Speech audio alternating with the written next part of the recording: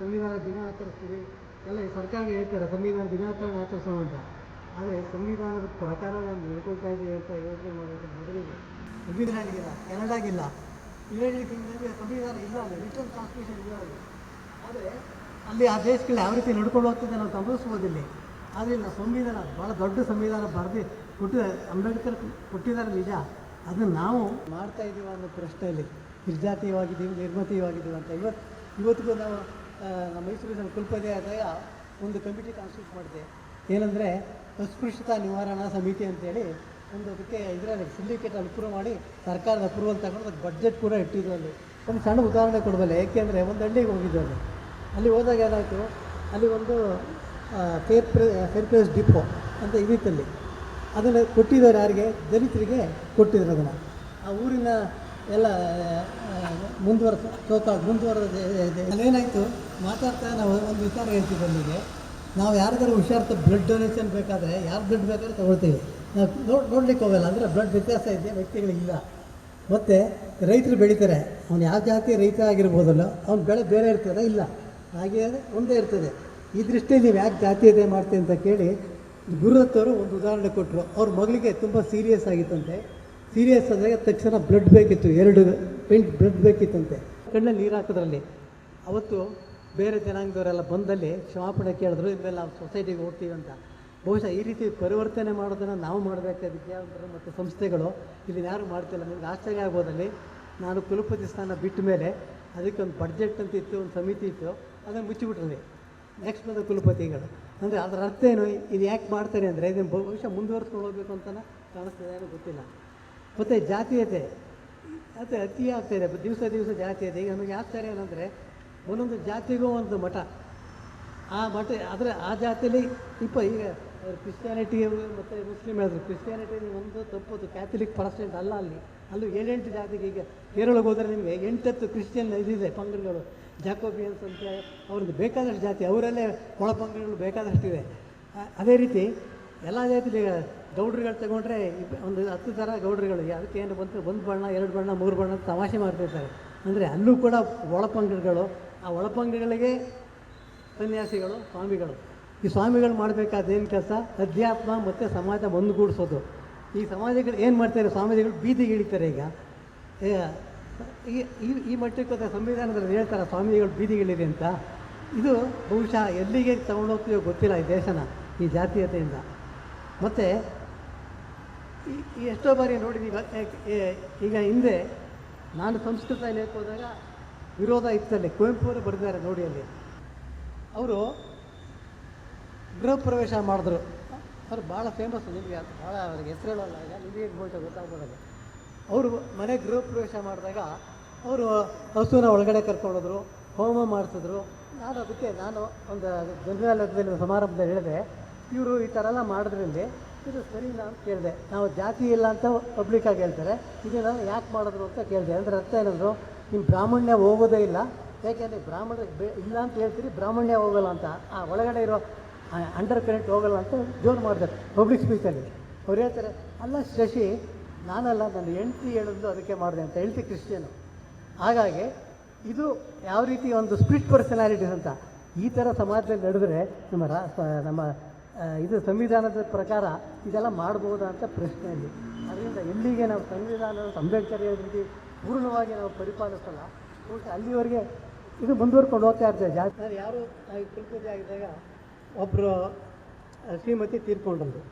ಅವ್ರ ಮನೆಗೆ ಸ್ಥಿತಿಗೆ ಸಂಸ್ಕಾರಕ್ಕೆ ಗುರಿಯಾಗಿದ್ರಲ್ಲಿ ನಾವು ಹೋಗಿದ್ದೆ. ಅಲ್ಲಿ ನಿಮಗೆ ಗೊತ್ತಿಲ್ಲ, ದಲಿತರಿಗೆ 2-3 ಗುಂಪುಗಳಿವೆ. ನಾನು ಅಲ್ಲಿ ಊಟಕ್ಕೆ ಉಳಿದೆ. ಅವ್ರು ಇನ್ನೊಂದು ಗುಂಪದವ್ರು ಎಲ್ಲ ಹೊರಟೋರು, ಊಟಕ್ಕೆ ಬರಲ್ಲ. ಅವ್ರು ಬಂದು ಕಣ್ಣೀರು ಹಾಕಿದ್ರು ಅವ್ರು ನನ್ನ ಜೊತೆ. ನೋಡಿ ಸರ್, ನೀವು ಉಳ್ಕೊಂಡ್ರಿ, ಅವರೆಲ್ಲ ಬೇರೆ ಪಂಗಡದ ಹೋದ್ರಂತ. ಬಹುಶಃ ಯಾಕೆ ಹೋಗಲ್ಲ ಅಂದರೆ ಇದೆಲ್ಲ ಗಮನಿಸಿ ದೂರ ಇದ್ದೀನಿ, ಆದಷ್ಟು ದೂರ ಇರೋಕ್ಕೆ ಹೇಳ್ತಾರೆ ಸಮಾಜದಿಂದ. ಏಕೆಂದರೆ ಇದು ನೋಡಿ ದುಃಖ ಆಗ್ತದಲ್ಲ, ಈ ರೀತಿ ಎಷ್ಟು ದಿವಸ ನಡೀತಾ ಇರ್ತದೆ ಅಂತೇಳಿ. ಈಗ ಬಸವೇಶ್ವರ ಬಗ್ಗೆ ಸಾಂಸ್ಕೃತಿಕ ನಾಯಕ ಅಂತ ಅನೌನ್ಸ್ ಮಾಡಿಬಿಟ್ರು ಕ್ಯಾಬಿನೆಟಲ್ಲಿ.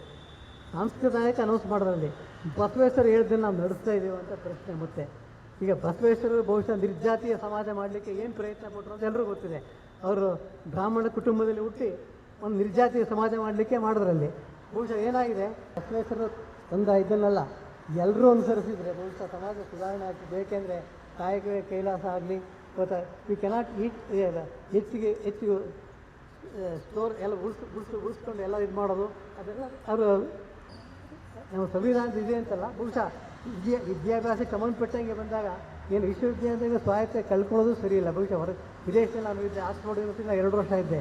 ಅಲ್ಲಿ ಯಾವ ರೀತಿ ಇತ್ತು, ಇಲ್ಲಿ ಹೇಗೆ ಆಗ್ತಿದೆ ಅನ್ನೋದು ನನಗೆ ಆಶ್ಚರ್ಯ. ಏಕೆಂದರೆ ಇದು ಬಹುಶಃ ಎಷ್ಟೋ ಬಾರಿ ಒಳ್ಳೆಯ ಕುಲಪತಿಗಳು ಬರದೇ ಇದ್ದಾಗ ಈ ಸಮಸ್ಯೆ ಆಗ್ತದೆ ಅಂತ ಕಾಣಿಸ್ತದೆ. ಯಾಕೆ ಚಿಕ್ಕಮಗಳೂರು ಅದಕ್ಕೆ ನಾವು KSET ಪರೀಕ್ಷೆ ತಗೊಳ್ಳಿ, ಅದು ವಿಶ್ವವಿದ್ಯಾಲಯಕ್ಕೆ ವಹಿಸಿದ್ರು. ಯೂನಿವರ್ಸಿಟಿ ಗ್ರಾಂಟ್ಸ್ ಕಮಿಟಿ ನಾವು KSET ವಿಶ್ವವಿದ್ಯಾಲಯಗಳಿಗೆ ಕೊಡಬೇಕು ಅಂತ ಮಾಡಿದರು. ಈಗ ನಮ್ಮ ಕರ್ನಾಟಕ ಸರ್ಕಾರ ಏನು ಮಾಡಿದ್ರು, ಕರ್ನಾಟಕ ಎಕ್ಸಾಮಿನೇಷನ್ ಅಥಾರಿಟಿಗೆ ವಹಿಸ್ಬಿಟ್ರು. ಏಕೆ? KSET ಏನಾಯಿತು ಅಂತ ಗೊತ್ತಲ್ಲ, ಅದಕ್ಕೋಸ್ಕರ ವಿಡ್ರಾ ಮಾಡಿದ್ರು. ನನಗೆ ಗೊತ್ತು, ಇವತ್ತು ಅದು ಏನಾಯಿತು ಅಂತ ನನಗೆ ಗೊತ್ತಿಲ್ಲ. ಏಕೆಂದರೆ KSET ಪರೀಕ್ಷೆಯಲ್ಲಿ ನೀವು ಬ್ಲ್ಯಾಂಕ್ OMR ಶೀಟ್ ಕೊಟ್ಬಿಟ್ಟು ದುಡ್ಡು ತಗೊಂಡು ಪಾಸ್ ಮಾಡ್ತಾರೆ, ಬಿಡ್ತೀರ ಸಾಹಿತ್ಯ ಈ ರೀತಿ ಹೋಗ್ತದೆ. ಬಹುಶಃ ಸರ್ ಗೊತ್ತು, ನೀವು ಯಾರ ಮಾತು ಕೇಳಲ್ಲ ಅಂತ ಗೊತ್ತು, ನಿಮ್ಮ ನೇರವಾಗಿ ಏನು ಮಾಡ್ತೀನಿ ಅಂತ ಗೊತ್ತು, ಅದಕ್ಕೆ ಎದುರುಗಡೆ ಇದ್ರು ಅಂತ ಹೇಳಿದೆ ಸರ್ ಅಂತ. ಕರ್ನಾಟಕ ರಾಜ್ಯ ಮುಕ್ತ ವಿಶ್ವವಿದ್ಯಾಲಯದ ಸಮಸ್ತ ನೌಕರ ಬಂಧುವರಿಂದ ದಯವಿಟ್ಟು ಚಪ್ಪಾಳೆ ತಟ್ಟುವ ಮೂಲಕ ಅವರನ್ನು ಗೌರವಿಸಬೇಕು ಅಂತ ಕೇಳ್ಕೊಳ್ತೀವಿ.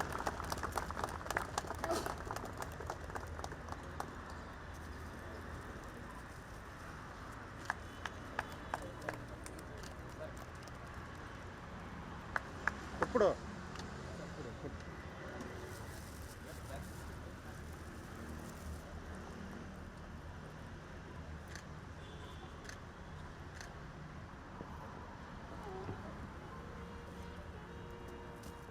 ಗೌರವ ಸಮರ್ಪಣೆಗೆ ಸಹಕರಿಸಿದ ಎಲ್ಲ ವೇದಿಕೆಯ ಗಣ್ಯರಿಗೆ ಧನ್ಯವಾದಗಳು. ಈಗಾಗಲೇ ಪ್ರಾಸ್ತಾವಿಕ ಭಾಷಣ ಮಾಡುವಾಗ ಆನಂದ್ ಗೌಡರು ಸಂವಿಧಾನದ ಪರಿಪೂರ್ಣ ಮಾಹಿತಿಯನ್ನು ತಮಗೆ ಒದಗಿಸಿದ್ದಾರೆ. ಶಶಿಧರ್ ಪ್ರಸಾದ್ ಸರ್ ಸಹ ಇವತ್ತು ಮುಖ್ಯ ಅತಿಥಿಯಾಗಿ ಅವರು ಕಾನ್ಸ್ಟಿಟ್ಯೂಷನ್ನು, ಈ ಸಮಾಜವನ್ನು ಕುರಿತು ಇವತ್ತೇನು ನಡೀತಾ ಇದೆ ಅನ್ನೋದ ಪ್ರೆಸೆಂಟ್ ಘಟನೆಗಳನ್ನು ಸಹ ವಿಸ್ತಾರವಾಗಿ ಹೇಳಿದ್ದಾರೆ. ನನ್ನ ಪಾತ್ರ ಏನಂದರೆ, ಇವತ್ತು ಕೇಂದ್ರ ಸರ್ಕಾರ ಗಣರಾಜ್ಯೋತ್ಸವನ ಮದರ್ ಆಫ್ ಡೆಮಾಕ್ರಸಿ ಅಂತೇಳಿ ಕರೆದಿದ್ದಾರೆ. ಇವತ್ತು ವಿಕಸಿತ ಭಾರತ, ಫ್ರೆಂಚ್ ಕಾಮನ್ ಕಾರ್ಲೆನ್ ಅವ್ರನ್ನ ಇವತ್ತು ಗೆಸ್ಟಾಗಿ ಕರೆದು ಡೆಲ್ಲಿಯಲ್ಲಿ ಗಣರಾಜ್ಯೋತ್ಸವದ ಮುಖ್ಯ ಅತಿಥಿಯಾಗಿದ್ದಾರೆ. ಈ ಗಣರಾಜ್ಯೋತ್ಸವದ ಮಹತ್ವ ಏನು ಅಂದರೆ, ಈ ಭಾರತ ದೇಶದಲ್ಲಿ 488 ಸಂಸ್ಥಾನಗಳಿದ್ವು. ಅದರಲ್ಲಿ ಪ್ರಮುಖವಾಗಿ ನಮ್ಮ ಮೈಸೂರು ಸಂಸ್ಥಾನ, ಸುರ್ಪುರ್ ಸಂಸ್ಥಾನ, ಜಮಖಂಡಿ ಸಂಸ್ಥಾನ, ಬರೋಡ ಸಂಸ್ಥಾನ, ಹೀಗೆ ದೇಶದ ಉದ್ದಗಲಕ್ಕೂ 488 ಸಂಸ್ಥಾನಗಳಿದ್ವು. ಆ ಸಂಸ್ಥಾನಗಳೆಲ್ಲ ಒಕ್ಕೂಟಕ್ಕೆ ಸೇರಿ ಒಂದು ಗಣರಾಜ್ಯ, ಒಂದು ಗಣತಂತ್ರಕ್ಕೆ ತರುವಂಥ ಒಂದು ಪ್ರಯೋಗವನ್ನು ಮಾಡಿದಂಥ ಡಾಕ್ಟರ್ BR ಅಂಬೇಡ್ಕರ್ ಅವರ ಕಾನ್ಸ್ಟಿಟ್ಯೂಷನ್ನು ಅಥವಾ ಸಂವಿಧಾನ ಇವತ್ತು ಒಂದು ಗಣಕೃತವಾದಂಥ ರಾಷ್ಟ್ರವಾಗಿದೆ ಇವತ್ತು ಭಾರತ. ಈ ಭಾರತದಲ್ಲಿ ನಾವು ಏನು ಗಣತಂತ್ರ ಅರಿದು ಹಂಚಿ ಹೋಗಿದ್ದಂಥ ಭಾರತ ದೇಶದಲ್ಲಿ ಎಲ್ಲ ಒಂದು ಸಂಸ್ಥಾನಗಳೆಲ್ಲ ಒಂದಾಗಿ ಇಡೀ ಏಕೀಕೃತವಾದಂಥ ಒಂದು ಡೆಮಾಕ್ರಸಿಯಲ್ಲಿ ಬರುವಂಥ ಒಂದು ಪ್ರಜಾಪ್ರಭುತ್ವ ವ್ಯವಸ್ಥೆಯನ್ನು ರೂಪಿಸಿದಂಥ ಡಾಕ್ಟರ್ BR ಅಂಬೇಡ್ಕರ್ ಅವರು ಇವತ್ತು ಏಕೀಕೃತವಾದ ಭಾರತವನ್ನು ನಿರ್ಮಾಣ ಮಾಡುವಲ್ಲಿ ಭಾಳ ಪ್ರಮುಖ ಪಾತ್ರವನ್ನು ವಹಿಸಿದ್ದಾರೆ. ಅಂದರೆ ಸಂವಿಧಾನ ಇವತ್ತೇನೇನು ಕೊಟ್ಟಿದೆ ನಮಗೆ ನೋಡಿ. ಸಂವಿಧಾನ ರಚನೆ ಮಾಡೋಕ್ಕೆ 7 ಜನ ಸದಸ್ಯರಿರ್ತಾರೆ ಕೊನೆಗೆ. ಅದರಲ್ಲಿ ಒಬ್ಬರು ವಿದೇಶಕ್ಕೆ ಹೋಗ್ತಾರೆ, ಒಬ್ಬರು ಆರೋಗ್ಯ ಇರಲ್ಲ, ಒಂದಿಬ್ಬರು ಬರೋದಿಲ್ಲ. ಏಕೈಕ ವ್ಯಕ್ತಿ ಡಾಕ್ಟರ್ BR ಅಂಬೇಡ್ಕರ್ ಅದನ್ನು ರಚನೆ ಮಾಡಿ ಇಡೀ ಜಗತ್ತಿಗೆ ಭಾಳ ಸುಪ್ರಸಿದ್ಧವಾದಂಥ ಕಾನ್ಸ್ಟಿಟ್ಯೂಷನ್ನ ಕೊಟ್ಟಂಥ ಏಕೈಕ ವ್ಯಕ್ತಿ ಡಾಕ್ಟರ್ BR ಅಂಬೇಡ್ಕರ್. ಹಾಗಾಗಿ ನಾವು ಇವತ್ತು ಈ ಗಣರಾಜ್ಯೋತ್ಸವ ಆಚರಣೆ ಮಾಡುವಂಥ ಸಂದರ್ಭದಲ್ಲಿ ನಾವು ಅಂಬೇಡ್ಕರನ್ನು ನೆನೆಸ್ಕೊಳ್ಬೇಕು. ಯಾಕೆ ಇವತ್ತು ಅವ್ರು ಕೊಟ್ಟಂಥ ಕಾನ್ಸ್ಟಿಟ್ಯೂಷನ್ ಇದೆಯಲ್ಲ, ಇಡೀ ಇವತ್ತು ಜಗತ್ತಿಗೆ ಒಂದು ದೊಡ್ಡ ಅದ್ಭುತವಾದಂಥ ಗ್ರಂಥ ಆಗಿದೆ. ಆ ಪರಿಚ್ಛೇದಗಳು ಅವೆಲ್ಲ ಅಲ್ಲೇ ಆನಂದ್ ಗೌಡ್ರು ಹೇಳಿದ ಮತ್ತೆ ನಾನು ಪುನಃಸಲ್ಲ. ಅಂಥ ಒಂದು ಇದರಲ್ಲಿ ನಾವು ಈ ಕಾನ್ಸ್ಟಿಟ್ಯೂಷನನ್ನು ರಚನೆ ಮಾಡುವಂಥ ಸಂದರ್ಭದಲ್ಲಿ ಮಾಡಿದಂಥ ಇವತ್ತು ಇಡೀ ದೇಶಕ್ಕೊಂದು ಮಾದರಿಯಾಗಿದೆ. ಇವತ್ತೇನಾದರೂ ಒಂದು ಪ್ರಜಾಪ್ರಭುತ್ವ ವ್ಯವಸ್ಥೆಯಲ್ಲಿ ನಾವು ಬದುಕಿದ್ದೀವಿ ಅಂದರೆ ಅದಕ್ಕೆ ಅಂಬೇಡ್ಕರ್ ಅಂತ ಸಾಧ್ಯ ಅಂತ ಹೇಳ್ತಾ ನನಗೆ ಮಾತಾಡೋಕ್ಕೆ ಅವಕಾಶ ಕೊಟ್ಟಂಥ ತಮ್ಮೆಲ್ಲರಿಗೂ ಹೊಂದಿಸಿ ನನ್ನ ಮಾತು ಮುಗಿಸ್ತೀನಿ. ನಮಸ್ಕಾರ. ಧನ್ಯವಾದಗಳು ಸರ್. ಕಾರ್ಯಕ್ರಮದ ಕೊನೆಯ ಹಂತ. ಈ ಕಾರ್ಯಕ್ರಮದ ಅಧ್ಯಕ್ಷತೆಯನ್ನು ವಹಿಸಿರುವ ಘನತೆವೆತ್ತ ಕುಲಪತಿಯವರು ಅಧ್ಯಕ್ಷೀಯ ಭಾಷಣವನ್ನು ಮಾಡಬೇಕು ಅಂತ ಕೇಳ್ಕೊಳ್ತೀನಿ.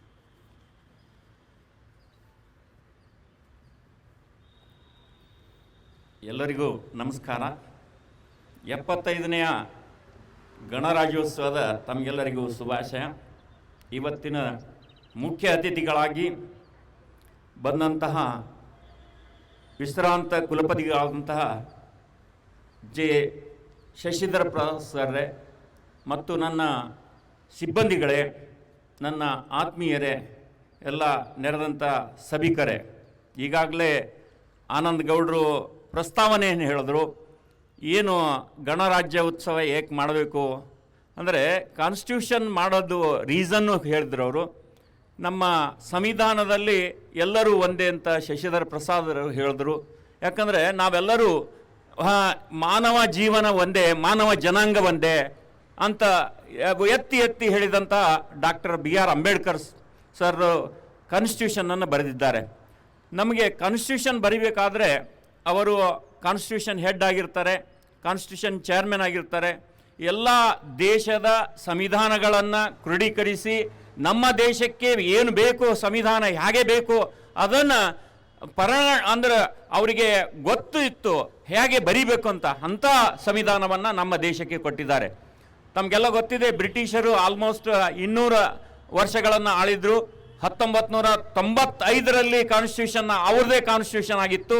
1995ರಿಂದ ನಮ್ಮ ಕಾನ್ಸ್ಟಿಟ್ಯೂಷನನ್ನು ಇಂಡಿಪೆಂಡೆಂಟ್ ಆದಮೇಲೆ ನಮ್ಮದೇ ಆದಂಥ ಕಾನ್ಸ್ಟಿಟ್ಯೂಷನ್ ಬರೀಬೇಕಾಗಿತ್ತು.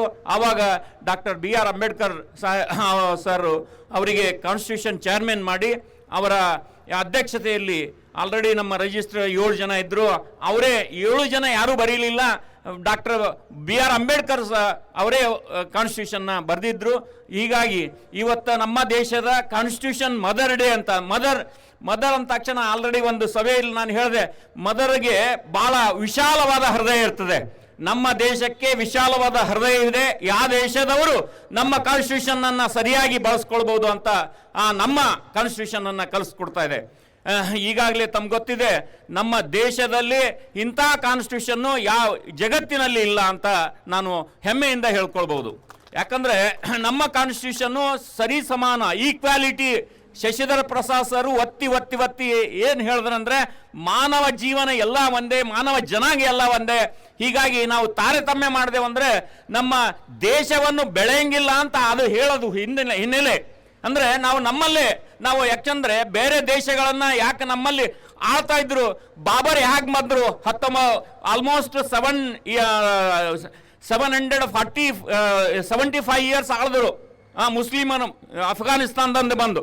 ಮತ್ತು ಬ್ರಿಟಿಷರು ಆಲ್ಮೋಸ್ಟ್ 200 ಇಯರ್ಸ್. ಅಂದರೆ ನಮ್ಮಲ್ಲಿ ಒಳಗೆ ಜಗಳವನ್ನು ಹಚ್ಚಿ ಅಂದರೆ ನಮಗೆ ಅವರು ಆಳ್ತಾ ಹೋದರು. ಹೀಗಾಗಿ ನಾವು ಎಲ್ಲ ಯುನೈಟೆಡ್ ಆದರೆ ನಮ್ಮ ದೇಶವನ್ನು ಡೆಫಿನೆಟ್ ಆಗಿ ಪ್ರೋಗ್ರೆಸ್ ಆಗ್ತದಂತ ಈ ಸಂದರ್ಭದಲ್ಲಿ ಹೇಳಿ, ತಾವೆಲ್ಲ ಬಂದು ನಮ್ಮ ವಿಶ್ವವಿದ್ಯಾಲಯದಲ್ಲಿ 75ನೇ ಕಾನ್ಸ್ಟಿಟ್ಯೂಷನನ್ನು ಆಚರಣೆಗೆ ನಮ್ಮ ಸರ್ ನಮಗೆ ಭಾಳ ಹೆಮ್ಮೆ. ಯಾಕಂದರೆ ನಾನು ಫಸ್ಟಲ್ಲಿ ಶರಣಬಸವೇಶ್ವರ ಕಾಲೇಜ್ನಲ್ಲಿ ಸೈನ್ಸ್ ಡೇ ಮಾಡಿದ್ದಾಗ ಯಾರಿಗೆ ಕರಿಬೇಕಂದ್ರೆ ನಾನು ಫಿಸಿಕ್ಸ್ ಎಲೆಕ್ಟ್ರಾನಿಕ್ಸ್ ಇರೋದ್ರಿಂದ ಶಶಿಧರ ಪ್ರಸಾದ್ ಸರಿಗೆ ಕರಿಬೇಕಂತ ನಾವು ಅವರಿಗೆ ಆವಾಗೇ ಸರಿಗೆ ಕರೆದಿದ್ದೆವು ಸೈನ್ಸ್ ಡೇ ಮಾಡೋ ಸಲುವಾಗಿ.